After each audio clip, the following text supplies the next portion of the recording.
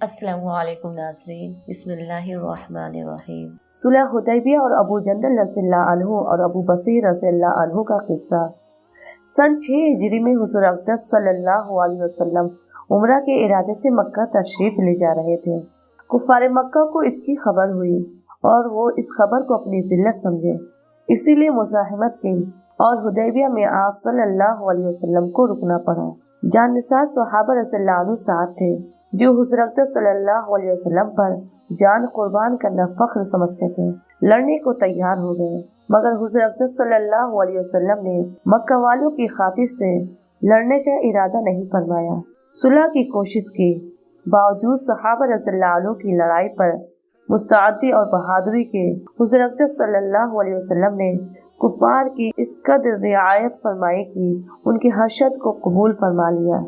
صحابہ رضی اللہ عنہ کو اس طرح دب کر صلح کرنا بہت ہی ناگوار تھا، مگر حضور اقدس صلی اللہ علیہ وسلم کے ارشاد کے سامنے کیا ہو سکتا تھا کہ جان نثار تھے، فرمانبردار تھے، اسی لیے حضرت عمر رضی اللہ عنہ جیسے بہادروں کو بھی دبنا پڑا۔ صلح میں جو شرطیں طے ہوئی ان شرطوں میں ایک شرط یہ بھی تھی کہ کافروں میں سے جو شخص اسلام لائے، ہجرت کرے، مسلمان اس کو مکہ واپس کر دے، اور مسلمانوں میں سے خدا نخواستہ اگر کوئی شخص مرتد ہو کر چلا آئے تو وہ واپس نہ کیا جائے۔ یہ صلح نامہ ابھی تک پورا لکھا بھی نہیں گیا تھا کہ حضرت ابو جندل رضی اللہ عنہ ایک صحابی تھے جو اسلام لانے کی وجہ سے طرح طرح کی تکلیفیں برداشت کر رہے تھے اور زنجیروں میں بندھے ہوئے تھے۔ اسی حالت میں گرتے پڑتے مسلمانوں کے لشکر میں اس امید پر پہنچے کہ ان لوگوں کی حمایت میں جا کر اس مصیبت سے چھٹکارا پاؤں گا۔ ان کے باپ سہیل نے جو اس صلح نامہ میں کفار کی طرف سے وکیل تھے اور اس وقت تک مسلمان نہیں ہوئے تھے، فتح مکہ میں مسلمان ہوئے۔ انہوں نے صاحبزادے کے تماشے مارے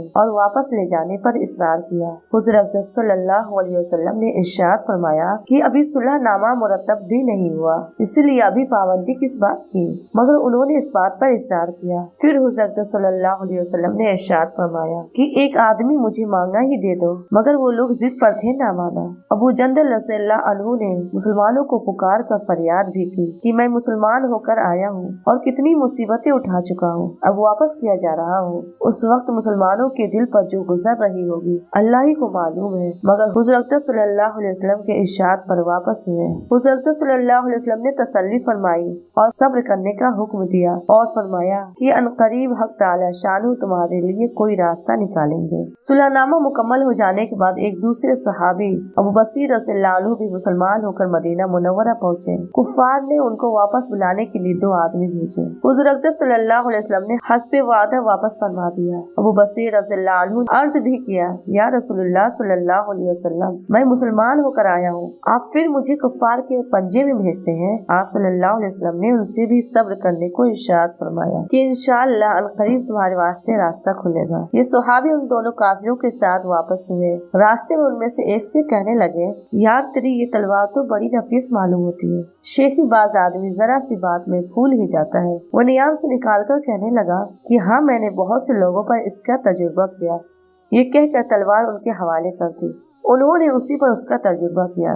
دوسرا ساتھی یہ دیکھ کر کہ ایک کو تو نپٹا دیا، اب میرا نمبر ہے، بھاگا ہوا مدینہ آیا اور حضور اکرم صلی اللہ علیہ وسلم کی خدمت میں حاضر ہو کر عرض کیا کہ میرا ساتھی مر چکا ہے، اب میرا نمبر ہے۔ اس کے بعد ابو بصیر رضی اللہ عنہ پہنچے، عرض کیا کہ یا رسول اللہ صلی اللہ علیہ وسلم، آپ اپنا وعدہ پورا فرما چکے ہیں، مجھے واپس کر دیا اور مجھ سے کوئی عہد ان لوگوں کا نہیں جس کی ذمہ داری ہو، وہ مجھے میرے دین سے ہٹاتے ہیں، اسی لیے میں نے یہ کیا۔ حضور اقدس صلی اللہ علیہ وسلم نے فرمایا کہ لڑائی بھڑکانے والا ہے، کاش کوئی اس کا معین و مددگار ہوتا۔ وہ اس کلام سے سمجھ گئے کہ اب بھی اگر کوئی میری طلب میں آئے گا تو واپس کر دیا جاؤں گا، اسی لیے وہ وہاں سے چل کر سمندر کے کنارے ایک جگہ آ پڑے۔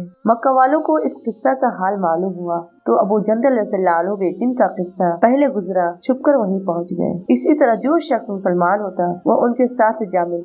چند روز میں یہ ایک مختصر سی جماعت ہو گئی۔ جنگل میں جہاں نہ کھانے کا کوئی انتظام، نہ وہاں باغات اور آبادیاں، اسی لیے ان لوگوں پر جو گزری ہوگی وہ تو اللہ ہی کو معلوم ہے، مگر جن ظالموں کے ظلم سے پریشان ہو کر یہ لوگ بھاگتے تھے ان کا ناطقہ بند کر دیا۔ جو قافلہ ادھر کو جاتا اس سے مقابلہ کرتے اور لڑتے، حتیٰ کہ کفار مکہ نے پریشان ہو کر حضور اقدس صلی اللہ علیہ وسلم کی خدمت میں आजिज़ी और मन्नत करके अल्लाह का और रिश्तेदारी का वास्ता देकर आदमी भेजा कि इस बेसुरी जमात को आप अपने पास बुला लें, ये मुआहिदा में तो दाखिल हो जाएं, हमारे लिए आने जाने का रास्ता खुले। लिखा कि हुज़ूर अक़दस सल्लल्लाहु अलैहि वसल्लम का इजाजतनामा जब उन हजरात के पास पहुंचा तो अबू बसीर रज़ियल्लाहु अन्हु मरज़ुल मौत में गिरफ्तार थे। हुज़ूर अक़दस सल्लल्लाहु अलैहि वसल्लम का वालानामा हाथ में था कि इसी हालत में इंतकाल फरमाया। रज़ियल्लाहु अन्हु व रज़ू अन्हु। फायदा, आदमी अगर अपने दीन पर पक्का हो, बशर्त दीन भी सच्चा हो, तो बड़ी ताकत उसको नहीं हटा सकते।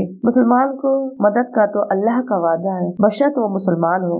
हासिल, इस वाक़े से हमें ये सबक मिला, इस्तकामत कामयाबी के लिए जरूरी है। अगर इस्तकामत ना हो तो इंसान बहुत जल्द हालात का शिकार होकर अपने ईमान से महरूम हो जाता है। चुनांचे हमें भी चाहिए कि जिंदगी के हर मोड़ पर अपने ईमान पर इस्तकामत से डटे रहे। अल्लाह ताला हमें इस वाक़या से सबक हासिल करके अमल करने की तौफीक अता फरमाए। आमीन या रब्बल आलमीन। अगर आपको मेरी वीडियो पसंद आए तो चैनल को सब्सक्राइब और वीडियो को लाइक ज़रूर करें। अल्लाह हाफिज़।